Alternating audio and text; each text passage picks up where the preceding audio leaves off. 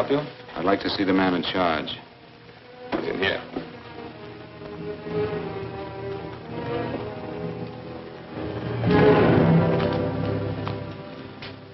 I want to report a murder. Sit down.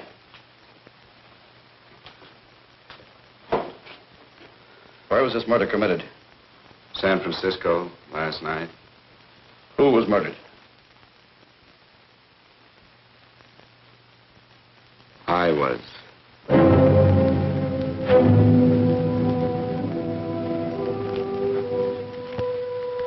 Well, do you want to hear me out or don't you, Captain? I don't have very much time. Your name Bigelow? Frank Bigelow? That's right. Answer the San Francisco APB. Send it direct to Inspector Bannon at Homicide. Tell him we found Frank Bigelow. Go ahead, Mr. Bigelow. Well, this involves some other people, Captain. A number of other people. You tell it any way you like. I live in a little town called Banning out on the desert. It's on the way to Palm Springs. I have a small business there. Paula? Yes, Mr. Bigelow? Get me a copy of Miss Hollison's 48 tax return, will you?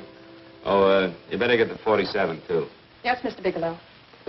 I don't think we took any depreciation on that new equipment last year. No, we didn't. I remember you said we could include it all this year. Sure, we can. Hey, Frank. Yeah, well. Peterson says he wants a financial statement before he can give me my loan. Hello, Kitty. I will. Well, I'm leaving for San Francisco today, but I'll be back in about a week. I'll take care of it for you then. Sure is a scorcher, isn't it? Well, I've seen him worse.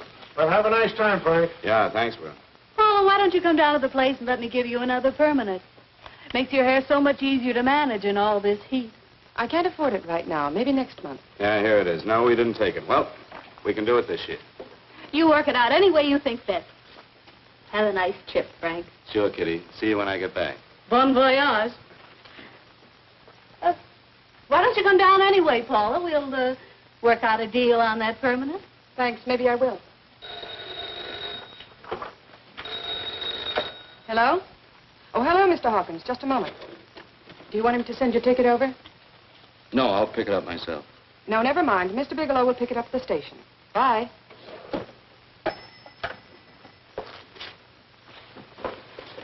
I want to go with you, Frank. Now, Paul, I'm just going on a little vacation. You know that? You want to go without me, don't you? Be gone just a week. And I suppose you just made up your mind to take this little vacation at 9 o'clock this morning? No, Paul. I meant to tell you about it a few days ago. I guess I forgot. Oh, you forgot.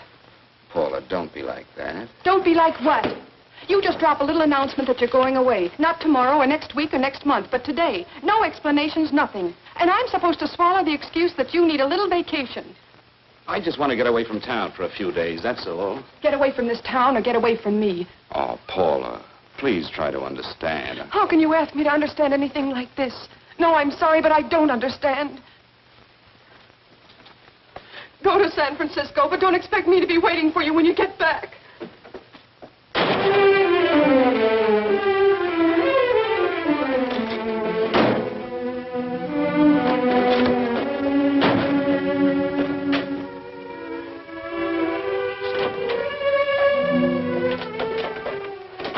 Paula, please, Paula. Come on, turn around, look.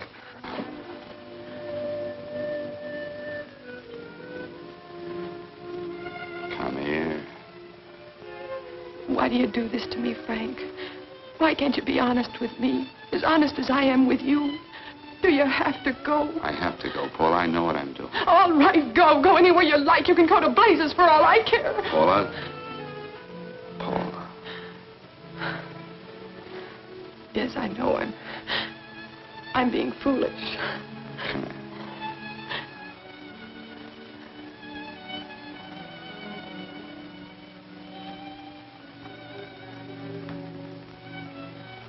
Come on, fix your face. We'll go down to Eddie's and have a drink. All right, why not?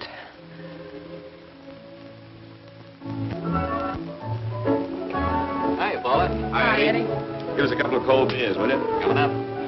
Hi. Come on.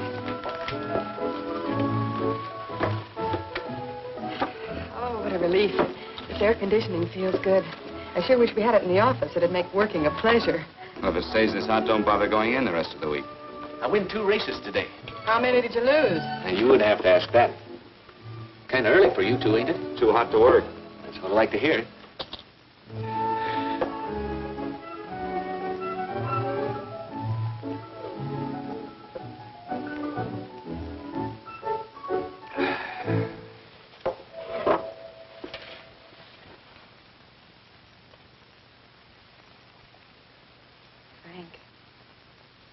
You'll take me with you, won't you?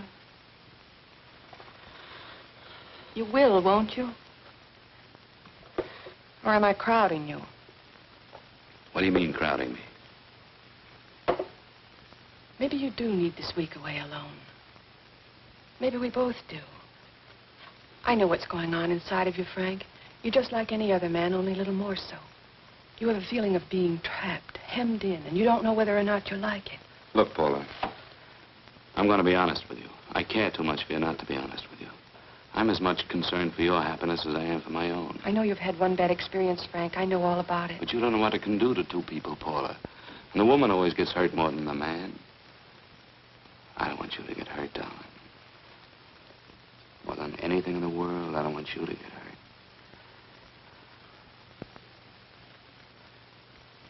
Want to hear some music? All right, Frank. Got a couple of nickels, Eddie? Yeah. This won't bother you, will it? Next result doesn't come in for half an hour.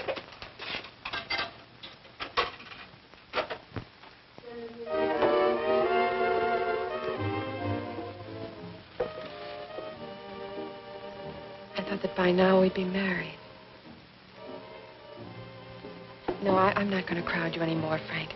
Go to San Francisco. I don't like it, but I'm convinced that you must go.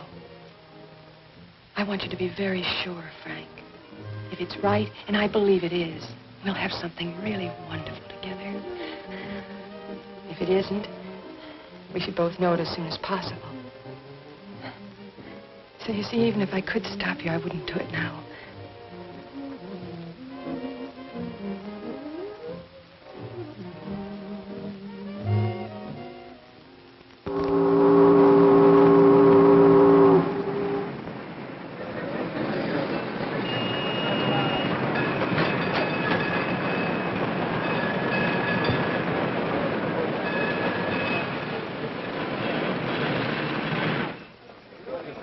Yes, sir. My name is Bigelow. I have a reservation. Yes, sir.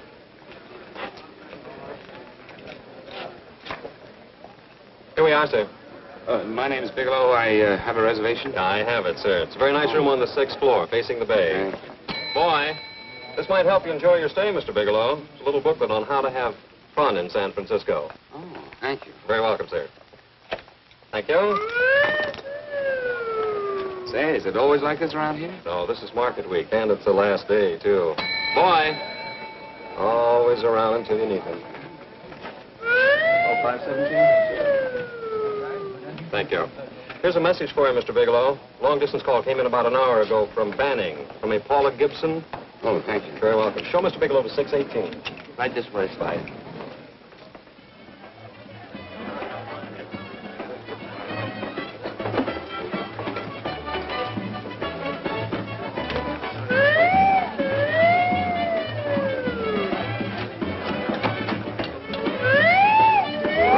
Mr. Bigelow.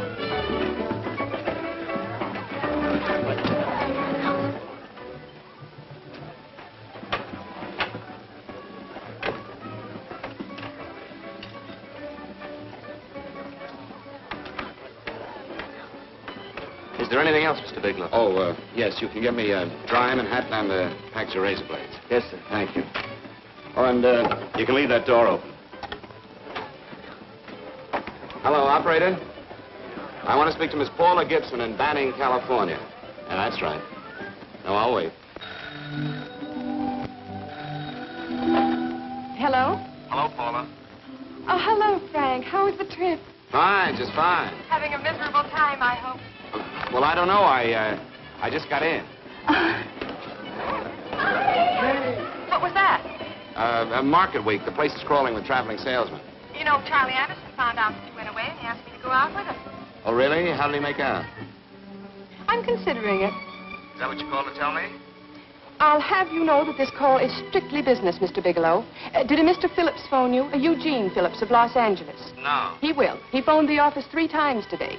Said that he wanted to get in touch with you immediately. He said it's most urgent and imperative that he reach you at once. What did he want? I don't know. But he sounded deep, dark, and mysterious and quite agitated about something. Phillips. Have we ever done any business with him? Not unless you've been keeping it a secret from me. I looked through all the accounts. Why didn't you tell him you could reach me here? You know I'm supposed to be on vacation. So you told me. And so I told him, dear heart. But the gentleman didn't seem to respect your temperamental moods the way I do. He was very insistent that he speak to you before it's too late, as he put it. Well, tell him you tried to get in touch with me and I've changed my plans and you can't reach me. He won't talk to me. I told him that I was your confidential secretary, but I guess I didn't sound confidential enough. So I told him that he could reach you there this evening. Well, call him back. If it's as important as he says it is, he'll talk to you. Otherwise, he'll just have to wait until I get home. My, aren't we adamant this evening? All right, shall do. And Frank, Yeah? I don't quite know how to say this. Say what? Well, what I want to say is that there's nothing you can do that you ever have to feel guilty about. Oh. Sure. Thanks, Paula. I'll call you tomorrow. Right.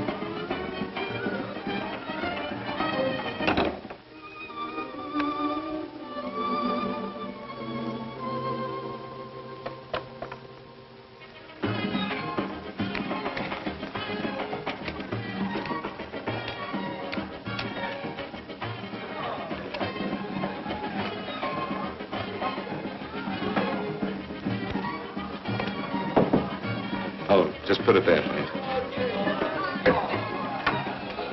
You can keep the change. Thanks very much. Say, how long has this been going on? Oh, it's been a madhouse all week, but they check out tomorrow. Oh? I thought you were with them. No, I'm just here on a vacation. Why does everybody come to San Francisco and tear loose? Excuse me. Say, I'm awfully sorry to bother you, but would you mind if I use your telephone? No, go right ahead. I'm just across the hall here. One of the boys is using my phone, and he's been on it for a half hour. I just want to call downstairs. Yeah, sure. Thank you. Room service, please. Hey, things really picked up the last few days, didn't they? You had much business? Well, I'm not here on business. Oh, room service? It's Mr. Haskell in 617. Yes, that's right. Would you send up 3 more bottles of bourbon and 2 scotch? Yes, that's right. Oh, and some more ice, too. Yeah. All right, thank you. You here all alone? Yes, I just got in town. Well, why don't you join us for a drink? Well, I don't want to barge in on your party. Oh, nonsense. It's not a party. Just a few of the boys entertaining some buyers. You know, the usual thing. A few drinks and some laughs. It's no party. Come on. Well, come on. All right. I know what it's like to be all alone in a strange city. I'm Sam Haskell. I'm Frank Bigelow. You think some of these guys never been away from home before? Yeah. Hey, quiet down a minute. Hey, will you quiet down a second? I want you to meet Frank Bigelow. Hello.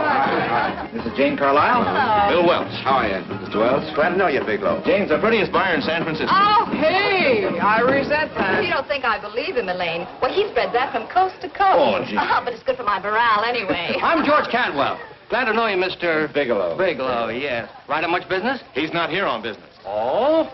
Well, Well, why don't you get the man a drink before he dies of thirst? how about a little bourbon? Well, that's fine. Bourbon it is. Of course, Mr. Wallace. Yes, Mr. Wallace. But, Mr. Wallace, I'll need at least a week in Cleveland to visit all my accounts. I can't figure on being in Philadelphia until the 17th. Eddie, will you get off the phone? I want you to meet Frank Bigelow. How are you, That's his boss. He's been trying for an hour to get his expense account boosted. Yeah, the way this guy holds on to a dollar, you'd think they weren't printing them anymore. Yes, Mr. Wallace. I'm leaving here the first thing in the morning. Yes, sir. Oh, keep your hips loose, Harry, like this. Oh, yeah. How's he doing? Oh, there's nothing wrong with Harry's drummer. The 2 years ago, the Murrays wouldn't shoot. Hey, now, wait a minute. I was doing all right there. This is Sue and Harry Brandon. Hello, good to meet you. How are you? Where'd you find her, Sam? On a dance marathon? Bourbon. Really? Oh, thanks. Say, I'll bet you could do the rumba.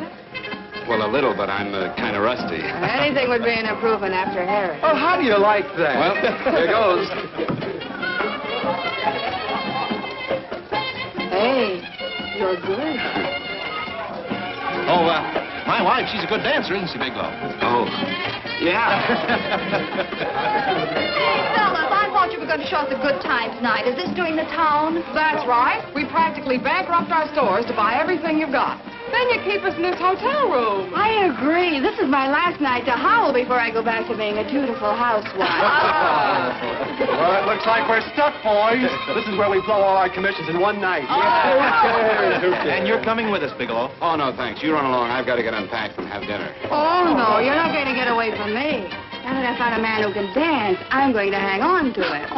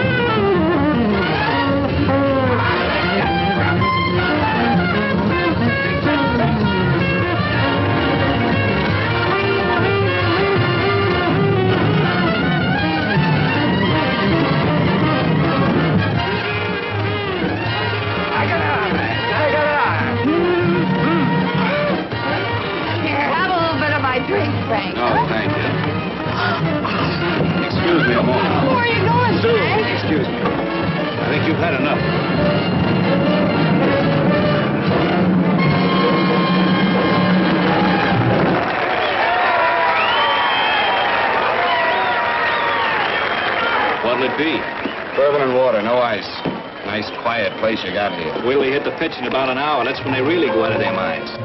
Who's the blonde? Oh, she's one of the chicks that hangs around here. She's jive crazy. Come again? Oh, you ain't hip, pal. Jive crazy means that she goes for this stuff. Just between you and me, I don't get it either, but I gotta listen to it. They're all connoisseurs, music lovers. Me, I like Guy Lombardo. What's the matter with him? Oh, he's flipped. The music's driving him crazy. Come down, Jack. Oh, don't buy me, man. I'm being light. Is the blonde alone? Oh, sure, society. She always comes in alone. Drives a big convertible, wears a mink coat, but knows everybody. But she always comes in alone. Thank you. I wanted to kiss you. I tried to... Give me another blast, Leo. What's your story, Jeannie? Easy.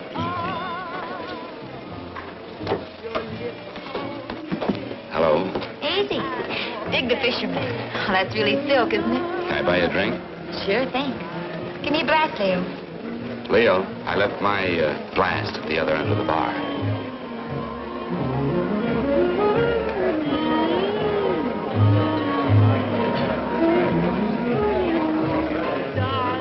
My name is Jeannie. What's you? Frank? I've never seen you here before, Frank. Well, I've never been here before.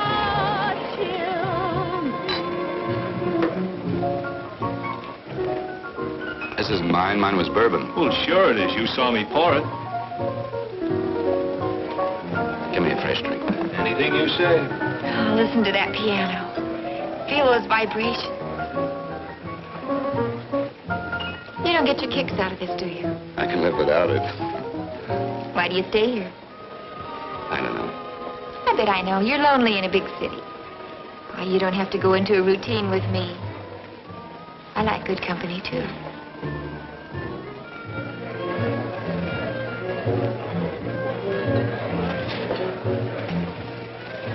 Say, there are some people there I want to avoid. Couldn't we get out of here? Let me think about it. Oh, come on. How about going somewhere else, then? Why don't you meet me later? Okay. Where? I tried to forget you, but you whispered, darling, I love. Call me at that number later. It's my next stop. They've got a band there that'll really send you. See you, Jeannie. Easy.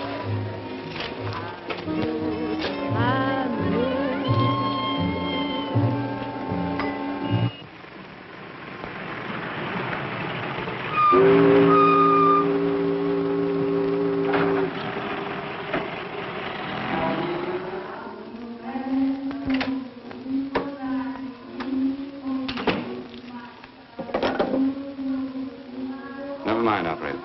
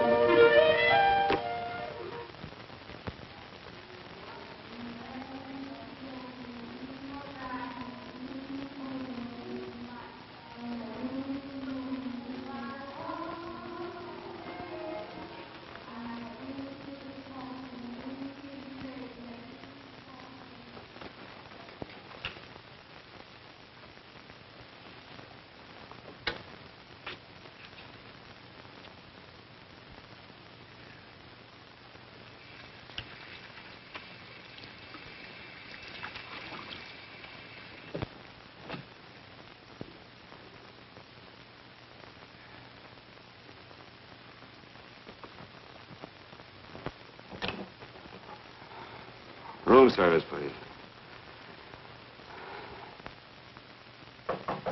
Come in.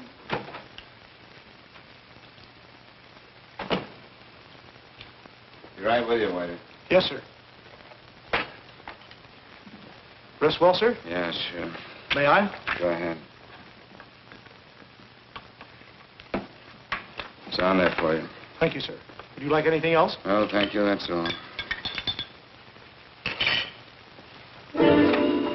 Waiter. Yes, sir. Take this away. Is there anything wrong, sir? No, just take it away. I don't even want to look at it. Are you all right, sir? Yeah, sure. All right, I just had too big a night, I guess, that's all. Need some fresh air. Of course. Thank you, sir.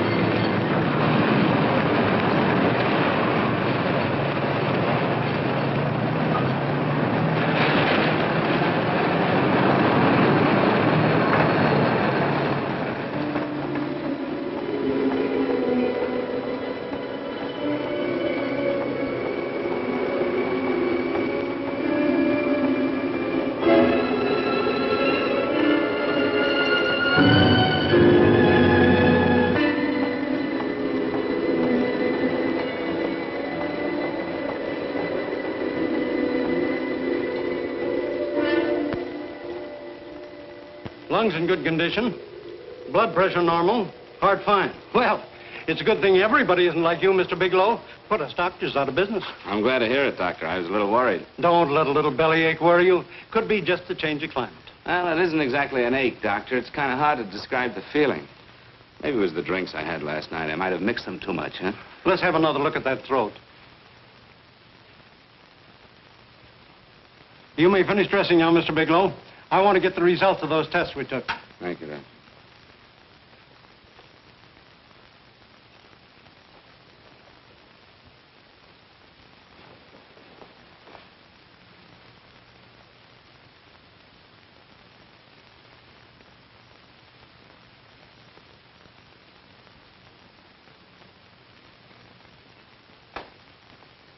Mr. Bigelow, this is Dr. Schaefer. Hello, Doctor. How are you? Sit down, Mr. Bigelow. According to the information you gave Miss Wilson, you're not married, Mr. Bigelow. That's right. Do you have any relatives, family, anyone in San Francisco? No, no one. I don't know a soul in San Francisco. Where is your home? What is this, Doctor? Why all the questions? You're a very sick man, Mr. Bigelow. Sick? But you told me I was in good shape. Yes, I know. But my preliminary examination didn't reveal your true condition.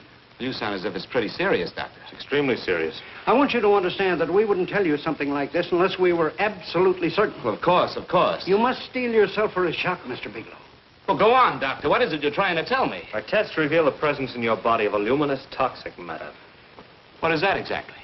A poison that attacks the vital organs. Poison? We have no alternative but to tell you this. Your system has already absorbed sufficient toxin to prove fatal. I wish there was something that we could do. What do you mean, wish? You mean there's nothing? There is nothing anyone can do. This is one of the few poisons of its type for which there is no antidote. Well, this is fantastic. This is the most ridiculous thing. You don't have very long. What do you mean? A day, possibly a week, 2 weeks at the outside. It's hard to say exactly. Well, this is impossible. I don't believe it. You've made a mistake. That's it. It could be a mistake, couldn't it? You have made a mistake, haven't you? Answer me. Dr. Schaefer is an authority on toxicology. Been no mistake, Mr. Bigelow. Do you realize what you're saying? Well, you're telling me that I'm dead. Do you think you can explain my life away in just a few words? Why, I don't even know who you are. Why should I believe you? You must calm yourself, Mr. Bigelow. We want to offer you every assistance that we... Assistance? Who wants your assistance? Who wants anything from you? You're nothing but a couple of phonies. Why, I think you're crazy. That's it. You're crazy. The both of you. You're crazy.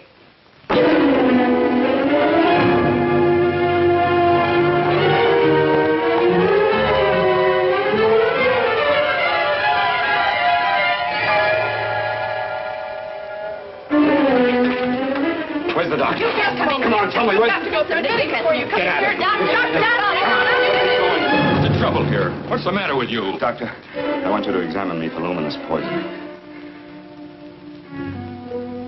Come right in here.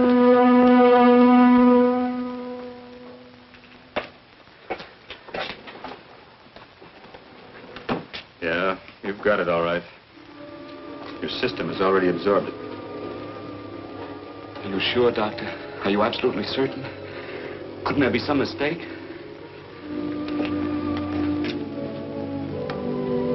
There it is. Toxin is actually luminous in the dark. Now, there's no doubt about it, Bigelow. I don't feel sick. My stomach is just a little bit upset. Maybe it's not as bad as you think, Doctor. That's characteristic. With a heavy jolt, you go suddenly in a matter of hours. But if the stuff is taken in a lesser degree, you last a while, and then...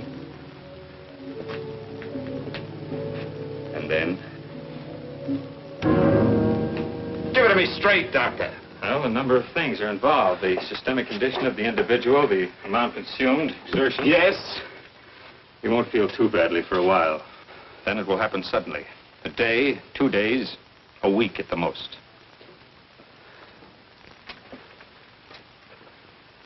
A day.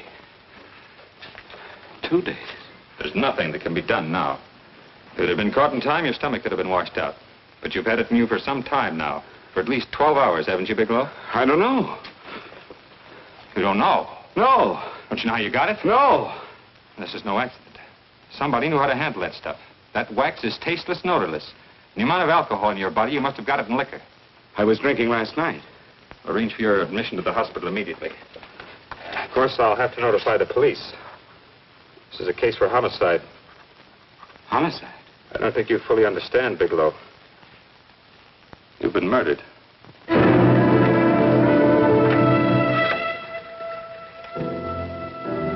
Get me police headquarters, please. Homicide Bureau.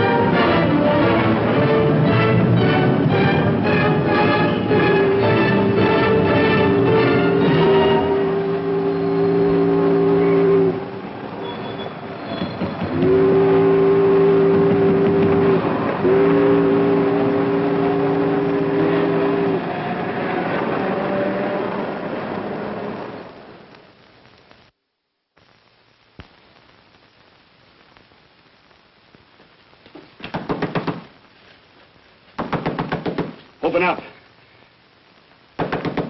Open this door, I tell you. Open it up or I'll break it down. Where are those men? Where are those men who were here last night? I don't know. There are no men here.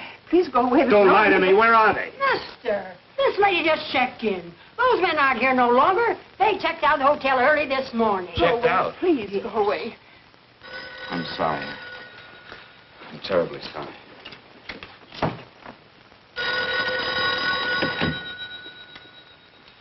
Hello? Please, Mr. Bigelow, my eardrums. Oh, hello, Paula. Your enthusiasm overwhelms me. Why haven't you phoned me, or is there a quota on telephone calls up there? I'm sorry. I've been busy. I'll bet you have. Visiting the museums, no doubt. What's happening up there that's exciting or different? Nothing, not a thing. I'll bet you miss me, but you're too stubborn to admit it. Sure. You know, if you'd like me to come up, I could pack a toothbrush and leave right away. No. Well, you don't have to snap my head off. You could at least make pretense of missing me. I'm sorry, Paula. Of course I miss you. Listen, Paula, Paula, it's just that I don't feel like talking now. I'll call you later. Don't strain yourself. You phone me sometime when you feel more like talking. Oh, by the way, I called that Mr. Phillips back. Phillips? Yes, you know, the man that tried to reach you. Well, I'm afraid you'll never know why it was so important that he speak to you. His office said he died yesterday. Frank, are you there? Did you hear me? Die? When? Yesterday.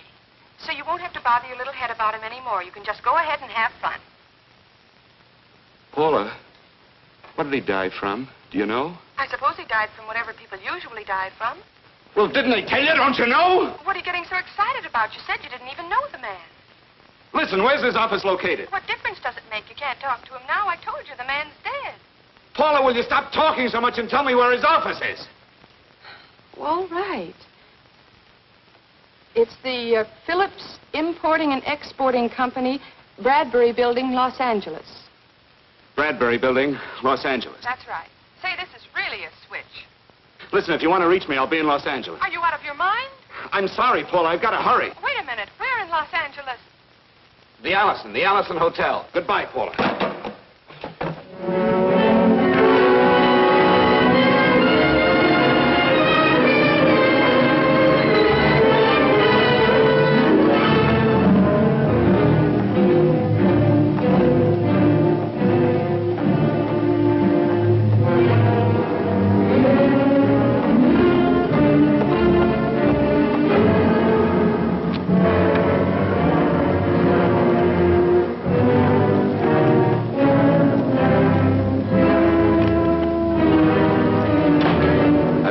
Someone in charge here. What is it in regard Well, to? it's a personal matter. It's quite urgent. Perhaps Mr. Halliday can help you. Who's he? He's our controller. Your name, please? Bigelow. Mr. Bigelow to see you. Send him in. Go right in, please. That door.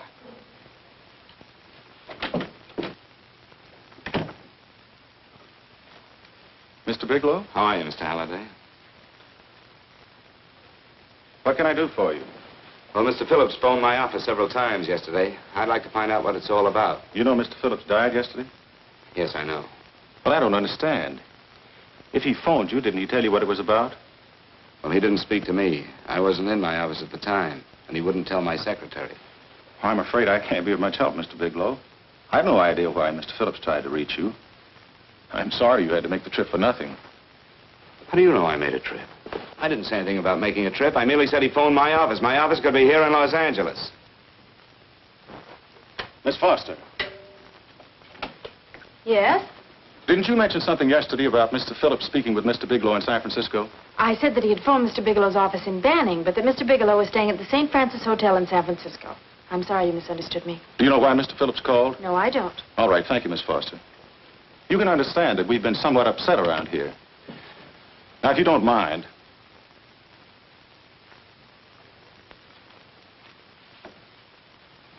Did Mr. Phillips have a wife, family, anyone that could help me? You can't intrude on people at a time like this just to satisfy some curiosity. It isn't just curiosity. Then I suggest you wait a week or so. I can't wait. Well, I'm sorry you'll have to. Well, there's always a phone book. You're a pretty aggressive fellow, Bigelow. Are you quite sure that this is as important as you make it appear to be? It's important. Mrs. Phillips lives at the Sunset Arms Apartments. Thank you. I needn't tell you she's under a strain. I suppose you're capable of using a little more tact with her than you demonstrated with me. I think I can handle it. By the way, what was the cause of Mr. Phillips' death? Suicide. He leaped from the balcony of his apartment. Thank you.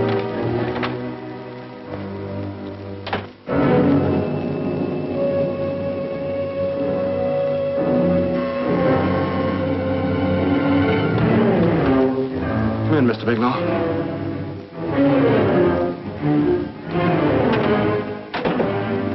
I'm Stanley Phillips, Eugene's brother. Halliday phoned that you were coming.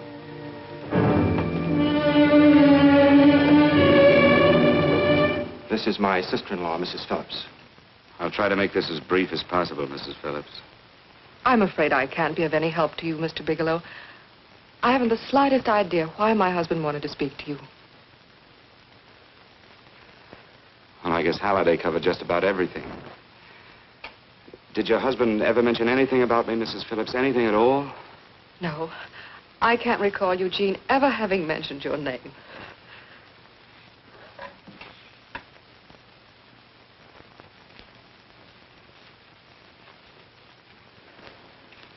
I hate to ask you this, Mrs. Phillips, but it's of vital importance to me. Do you know why your husband committed suicide? Oh. You're certainly not the most diplomatic person in the world, are you, Bigelow? Were you a friend of my brother's? I never met him.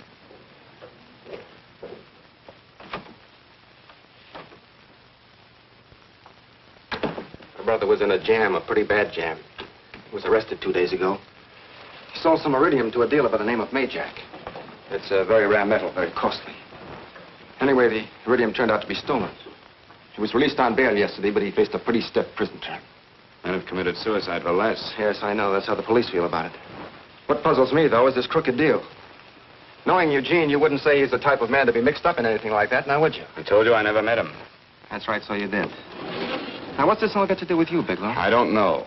Let's come clean with each other, Bigelow. Surely you must have some idea why my brother was so desperate to contact you. I have no idea. That's odd. Then how could it be of such vital importance to you? Well, you seem to know the answer to everything else. Maybe you know the answer to that one, too.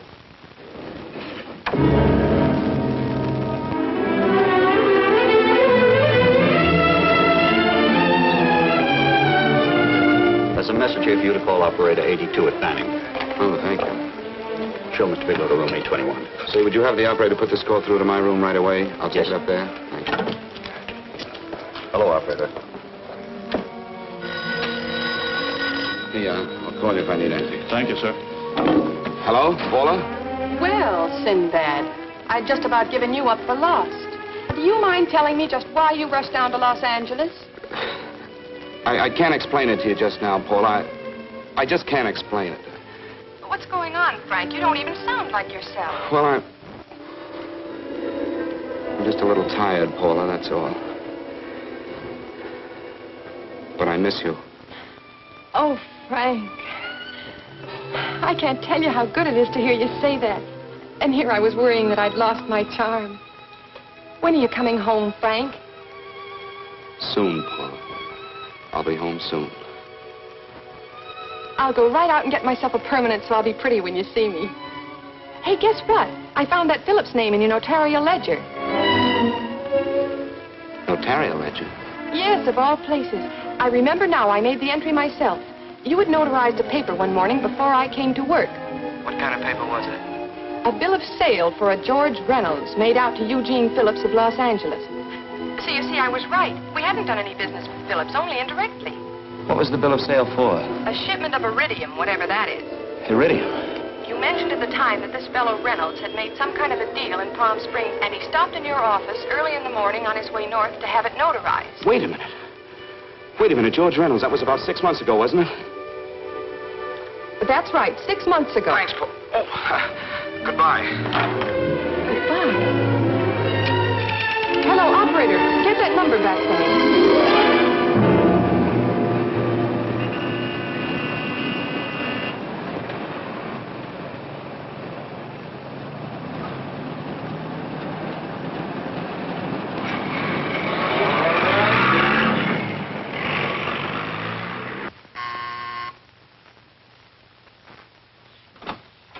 I've got to talk to you, Mrs. Phillips. Please, go away. I want to be left alone. But I found out why your husband wanted to see me. It was in connection with a bill of sale. Come in. Thank you.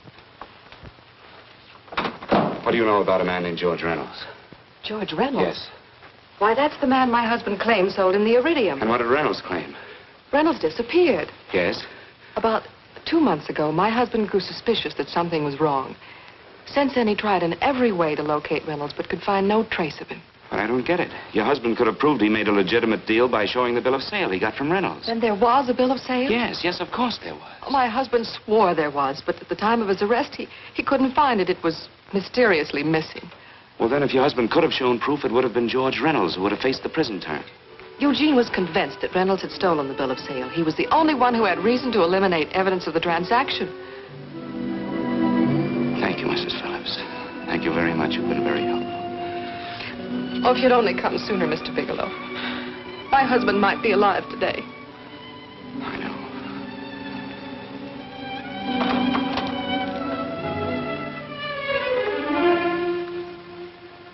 The only thing that puzzles me, Miss Phillips, is that you haven't asked how I knew there was a bill of sale.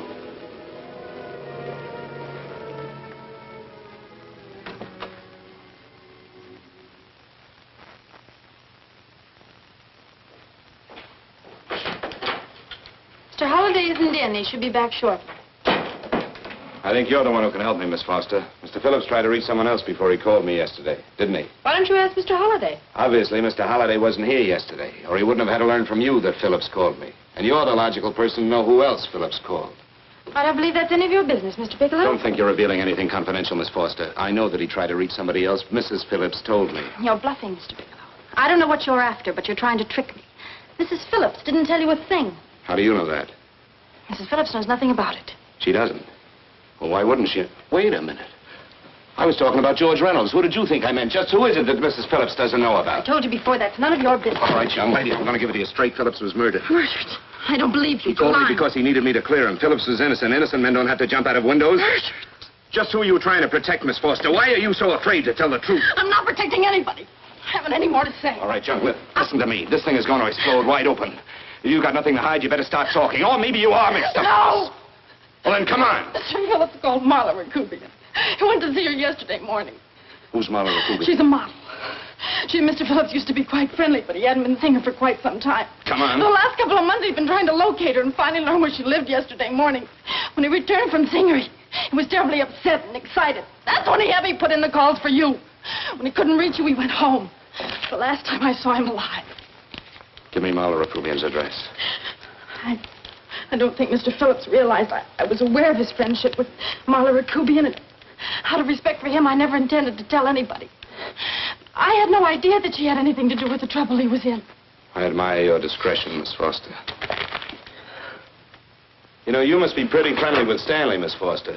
He knew how desperately his brother tried to reach me yesterday, and he wasn't even here at the time.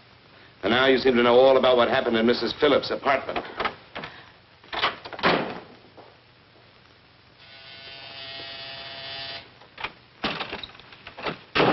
Miss Rakubian? Yes? What do you want? Get out of here or I'll call the Go police. ahead, call him. Oh, go ahead, call him. Going on a trip, huh? Yes, going away for the weekend. Sailing for Buenos Aires tomorrow, some weekend. I'll send you a postcard. Now get out of here. Who are you going with, George Reynolds? Never heard of him. I suppose you've never heard of Eugene Phillips either. Just who are you? What do you want? Never mind who I am. Where's Reynolds? I told you I don't know him. Now will you get out of here and leave me alone?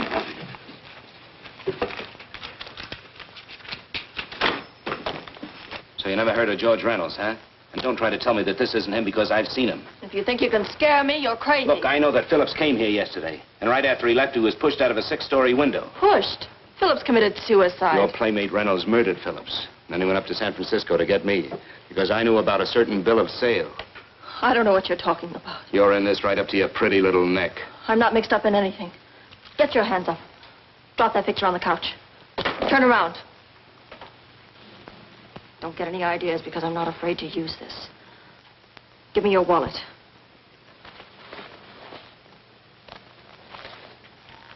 Frank Bigelow, Hotel Alex. All right, now where's Reynolds? I don't know. I don't know where he is. Is that what you told Phillips yesterday? I told him exactly what I'm telling you. I haven't heard from him in months. Yeah? You're mighty careful of the picture of a man you haven't heard from in months. What does the Ray stand for? It was a pet name. Do you mind? Oh, it sounds very cozy, Miss Rakubian. You and Reynolds call each other pet names while you make a sucker out of Phillips. Phillips made the deal because he wanted it. Yeah? I'll bet you weren't above using what it takes to help make him want it. Who's paying for this trip? I am. Really? A first-class trip to Buenos Aires on a model salary. Don't make me laugh. Since you and Reynolds aren't seeing each other anymore, you don't mind if I keep this to you. If I were a man, I'd punch your dirty face in. You know, I really believe you would. Oh, I almost forgot. Your tickets. Don't be surprised if I'm there to see you off.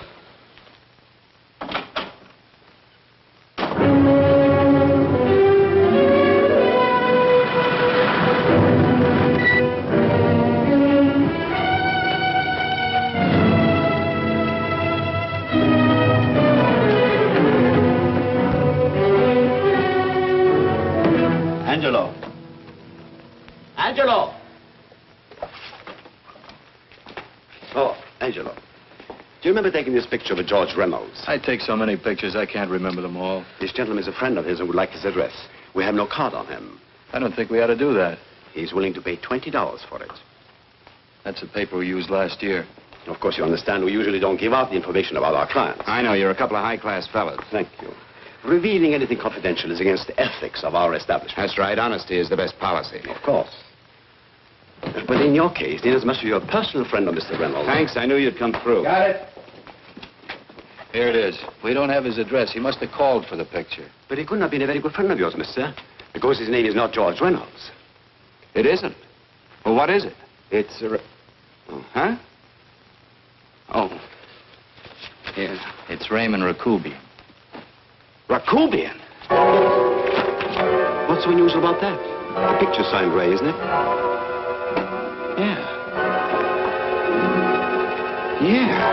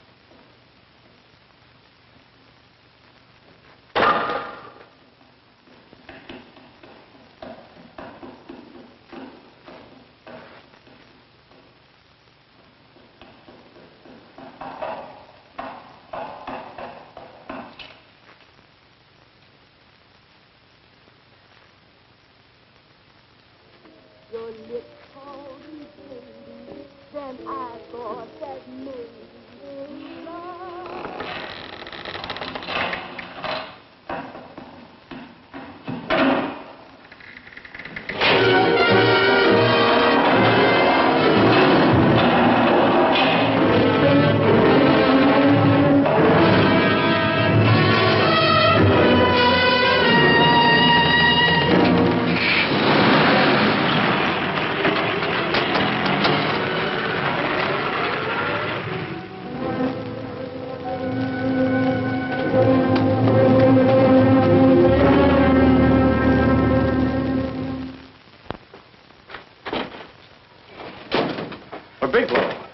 Are you all right? Can I get you anything? No, thanks. Do you know this man? No. No, I don't think so. Are you sure you've never seen him? I'm quite sure. Does the name Raymond Rakubian mean anything to you? No, I never heard of him. Why? He also uses the name George Reynolds. This is Reynolds? That's right. Well, where can we find him? That's what I want to know. Tell me something, Halliday. You're the controller here. How come you didn't know about that bill of sale? Phillips made that deal before I came to work here. Yeah, but you still keep records, don't you? For some reason, which is none of my business, Phillips preferred to keep that among his personal papers. Now, does that answer your question? You came in here today asking for some information that you needed, and I tried to be as cooperative as I could. But now you're beginning to annoy me. So get out before I throw you out.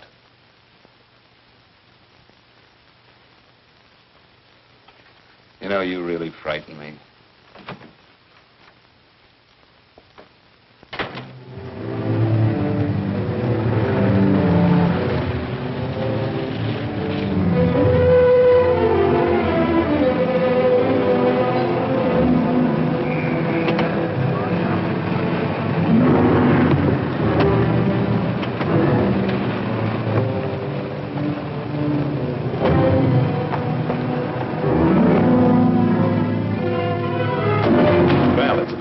showed up, Bigelow. Go ahead, Dave.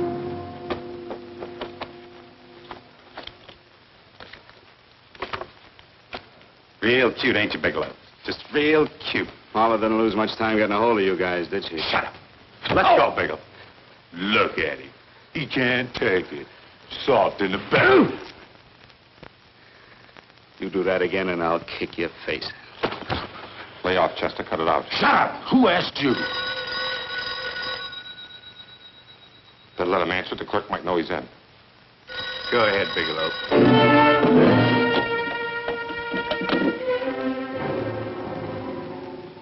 Hello? Frank. Frank, why did you hang up on me? I've been trying to get you for hours. I'm sorry, Paula. I was in a hurry.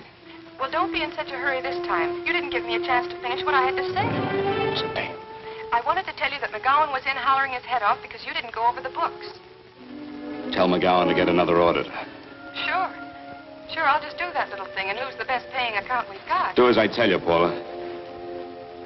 Frank, are you drunk?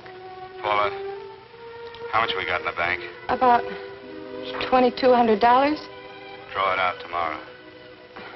Sure. Then what do? Skip town without paying our bills? Forget the bills. You know that coat you always wanted? Buy it. You are drunk. You know, if I didn't have such a good character, I'd be tempted to take advantage of your intoxicated state, Mr. Bigelow. I'm not drunk, Paula. Well, then don't tell me that one day away from me can affect you this way. Cut it short. Paula, Yes? I'm sorry I left you. I never realized how much I love you. But I know it now. Oh, Frank, darling, I love you too so very much. Please come home. I miss you terribly. I said cut it short. I'd just love to let you have it, Bigelow. Let's go, Chester. This guy's kept us waiting long enough now. Walk in front of me, Bigelow. And keep your mouth shut. If you so much as look cross-eyed at anybody, I'll blow the back of your skull out.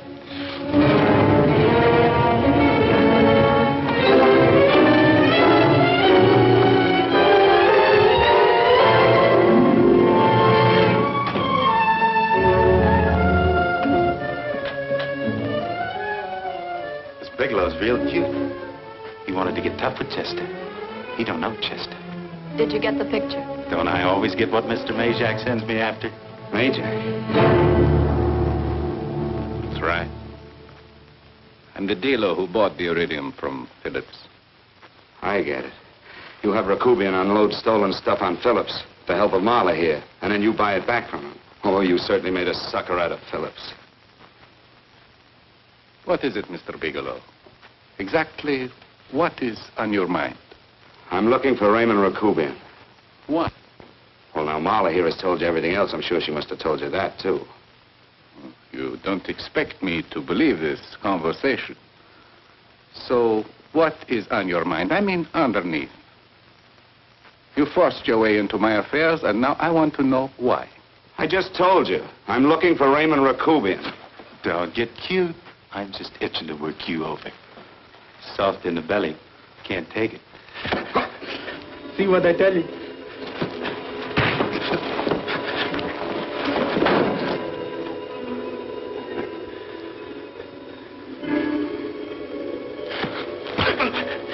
Can't do that to Chester.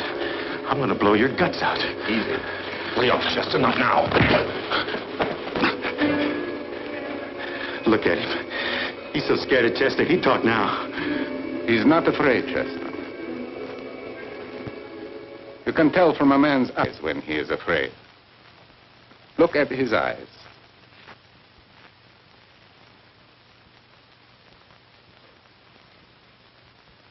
Oh!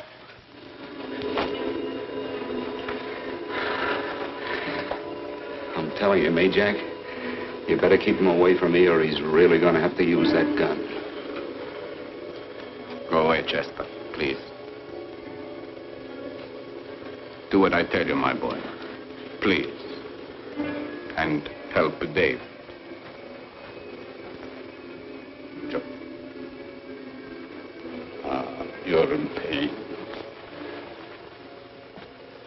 He's an unfortunate boy. He's psychopathic. He's unhappy unless he gives pain. He likes to see blood. Come with me, Mr. Bigelow.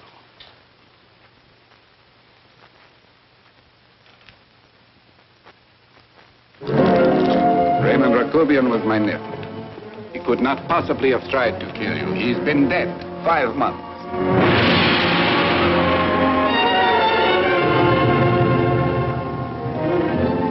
I'm afraid you have been sidetracked. Provided it is true that somebody made an attempt on your life, somebody made an attempt again today. I had no reason to kill you, believe me. What do you mean you had no reason? I notarized a certain bill of sale. You notarized the bill of sale for Reynolds, not Rakubian. Now, what I told you was true. I had no reason to kill you. That's a closet, Mr. Bigelow. And under other circumstances, you could go home now. But now you present a problem. You know too much, and I am in danger. Chester! Suppose I were able to prove to you that I only want to find the person who tried to kill me. And I won't cause you any trouble. You know I can go to jail for 10 years for this little business. 10 years. At my age, that's my life. That means my entire life. With my life, I do not take chances. I am sorry, believe me. You want Joe to go with you? No. Just Bigelow and me. And baby makes 3. But Major... Goodbye, Mr. Bigelow, and forgive me. Let's go, Bigelow. I guess you won't be there to see me off.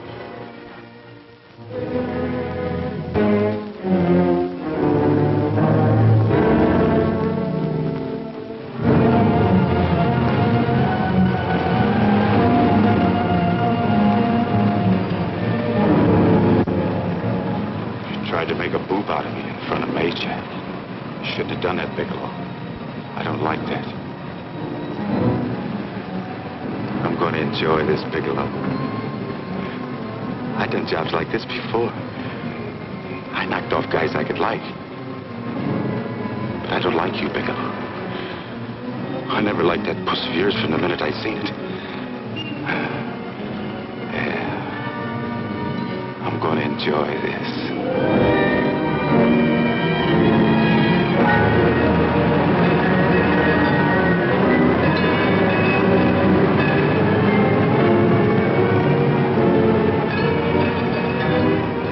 Scared yet, are you, Bigelow? But you'll be scared. Good scared. I think I'll give it to you in the belly. You don't like it in the belly?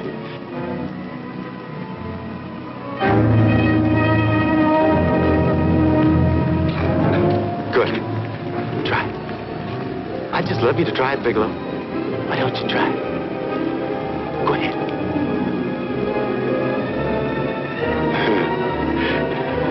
Didn't have the nerve, did you, Bigelow? I think I'll give it to you right in the belly.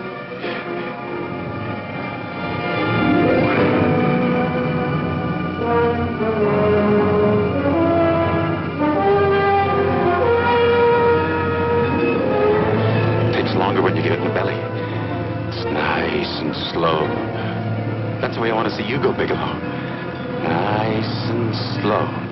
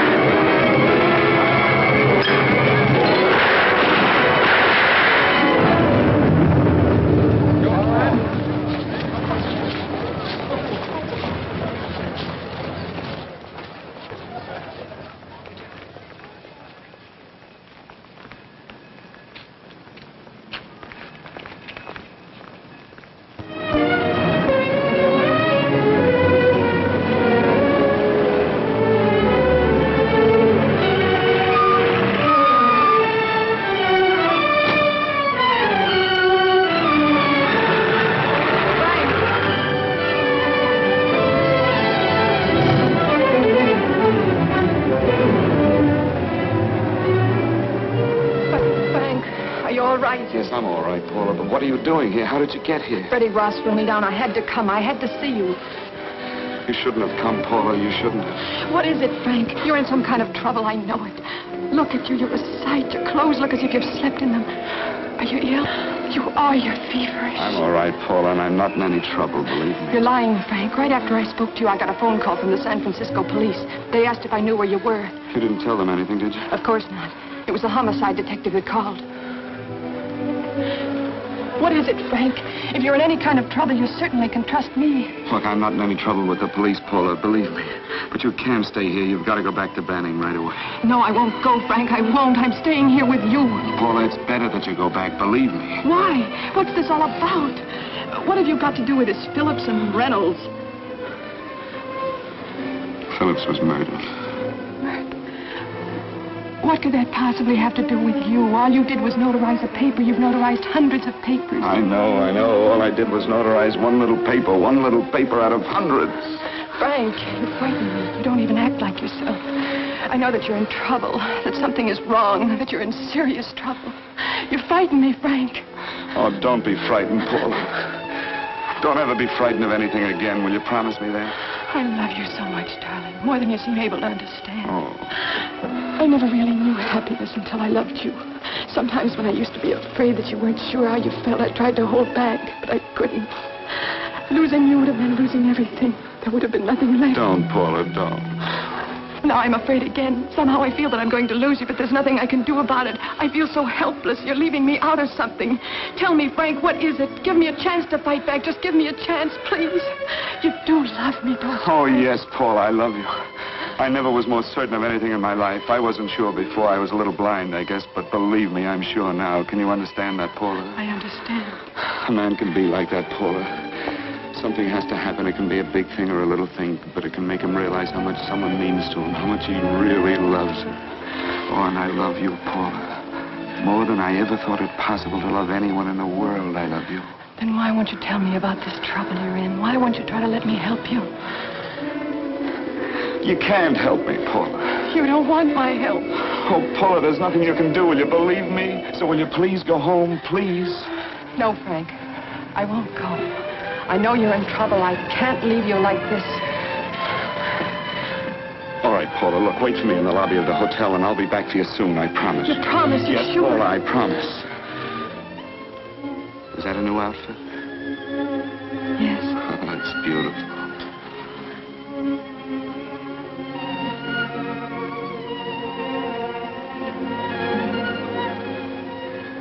You'll come back to me, won't you, Frank? Yes, Paula, I'll come back, I promise. Please hurry, darling. Oh, I love you. I love you, Paula.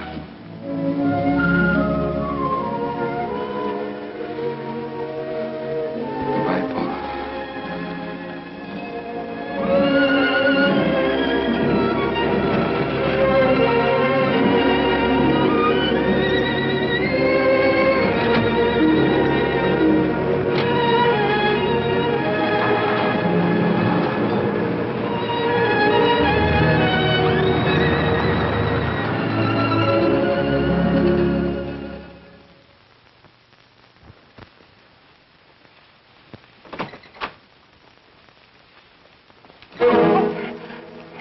Stanley here? You sure? All right, get in there. Now get Stanley on the phone. Tell him to come over here right away. Use any excuse you want. What are you going to do? What was Stanley going to do when he used me for a clay pigeon today? I don't know what you're talking about. Don't act innocent with me. I fell for that once. I don't know what you mean. I told you everything you wanted to know this morning. Yeah, you told me just enough so I'd get sidetracked and wouldn't know that Stanley was the one I was after. Stanley? Oh, no. You and Stanley have been together on this from the start. Now, come on, get on that phone and call him. Don't let him know I'm here. Bigelow.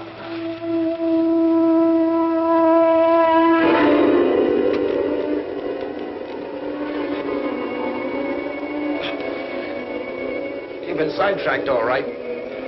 But it was the poor bereaved little widow who did it. Miss Foster found this letter this afternoon. It's in my brother's desk at the office. It's postmarked 2 years ago.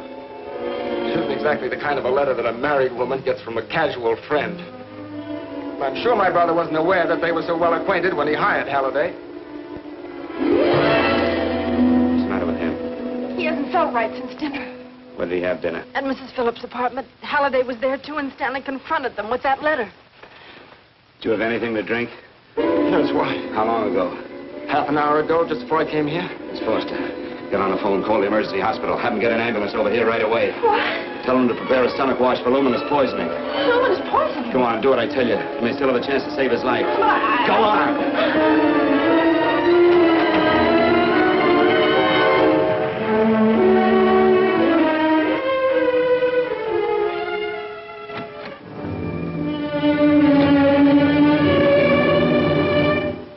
I found George Reynolds, Mrs. Phillips.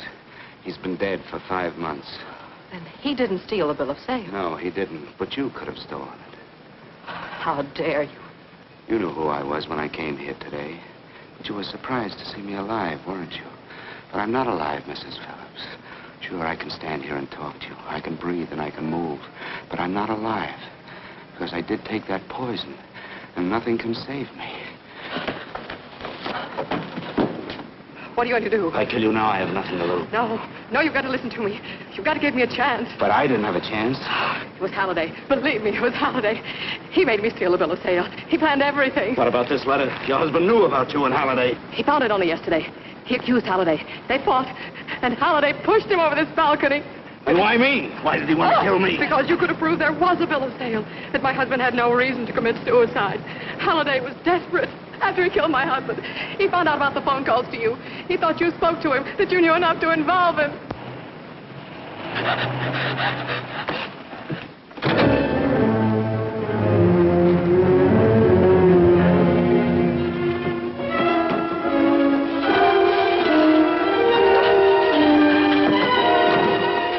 Where's Halliday?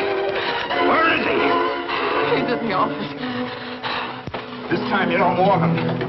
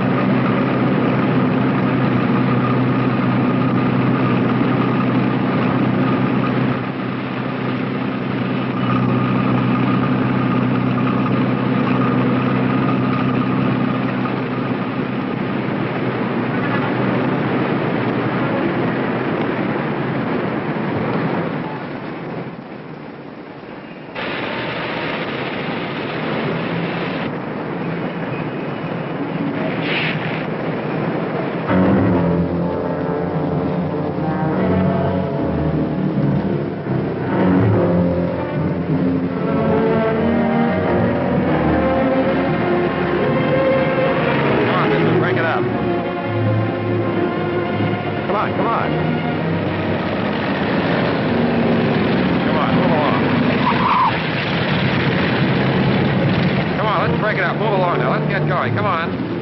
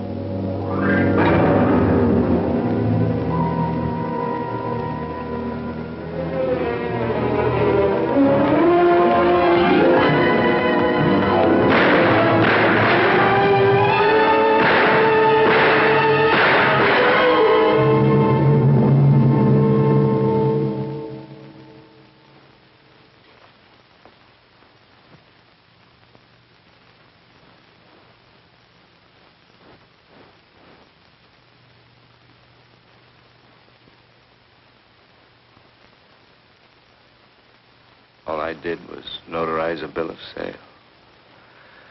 But that piece of paper could have proven that Phillips didn't commit suicide. He was murdered. And that's why Halliday poisoned me.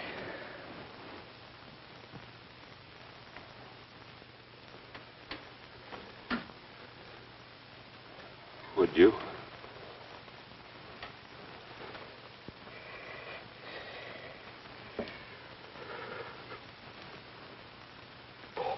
Paula.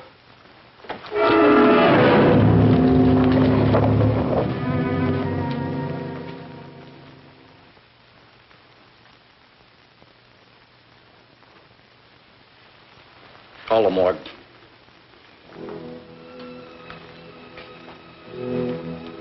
Johnson, you go to the Allison Hotel, find Paula Gibson. Don't tell her anything. I'll break it to her.